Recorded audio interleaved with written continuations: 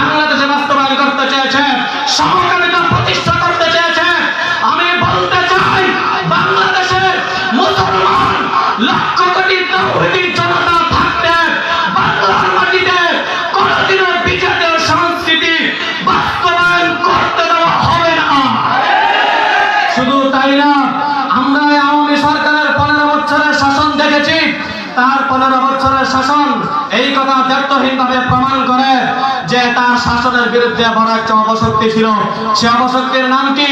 সেটা হলো ভারতের দাদা বাবা নরেন্দ্র মোদীরা। আমি বলতে চাই, তোমরা যদি বাংলাদেশের মানুষের অধিকার হরণ করতে চাও, তোমাদের অখণ্ড ভারতকে তোমরা রক্ষা করতে পারবে না। এই 18 কোটি মুসলমানকে দাবায় রাখতে পারবে না। আওয়ামী সরকারের রাজনীতি দেখেছি, তিনি বাংলাদেশকে ভারতের অঙ্গরাজ্য পরিণত করবার স্বপ্ন দেখেছেন। আওয়ামী লীগের রাজনীতি ভারতকে, বাংলাদেশকে ভারতের অঙ্গরাজ্যে পরিণত করবার রাজনীতি। আওয়ামী লীগের রাজনীতি বাংলাদেশকে বাকরুদ্ধ করবার রাজনীতি। এদেশের মানুষকে খুন আর হত্যা করবার রাজনীতি। আওয়ামী লীগের রাজনীতি এদেশের মানুষের ভোটার অধিকার হরণ করবার রাজনীতি। আওয়ামী লীগের রাজনীতি এদেশের ওলামায়ে কেরামের উপর নির্যাতন করবার রাজনীতি। আওয়ামী লীগের রাজনীতি এদেশের আল্লামা মামুনুল হক সহ বড় বড় হকের আওয়াজগুলোকে কণ্ঠনালী চেপে ধরবার রাজনীতি।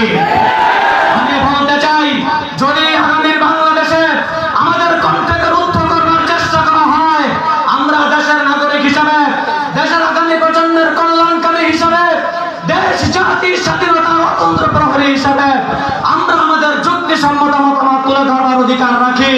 আমাদের কণ্ঠ রোধ করবার চেষ্টা করলে সারা দেশে বিদ্রোহে আগুন ধরবে, আগুন ধরবে, আগুন ধরবে। পরিশেষ একটা পয়গাম শোনা দেই। 5 আগস্ট যখন আমরা বিজয় উদযাপন করলাম, তখন একটি চক্র বের হলো। সারা দেশের মানুষ বিজয় উদযাপন করতে ব্যস্ত। তখন একটি চক্র নতুন করে আমাদের স্বাধীন বাংলাদেশে খুন, গুম, হত্যা, ডাকাতি আর লুটতরাজ করার জন্য মেতে উঠেছিল।